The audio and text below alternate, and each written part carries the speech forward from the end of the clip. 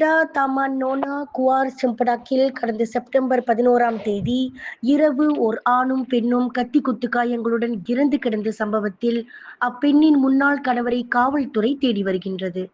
இது குறித்து யான் மாவட்ட காவல்துறை தலைமை கண்காணிப்பாளர் முகமது ஹமிசி அப்துல்லா கூறுகையில், இவ்வழக்கில் எல்லா கோணங்களில் இருந்தும் தாங்கள் விசாரணை நடத்தி வருவதாகவும், விரைவில் இச்சம்பவத்திற்கான காரணம் கண்டறியப்படும் என்றும் தெரிவித்துள்ளார்.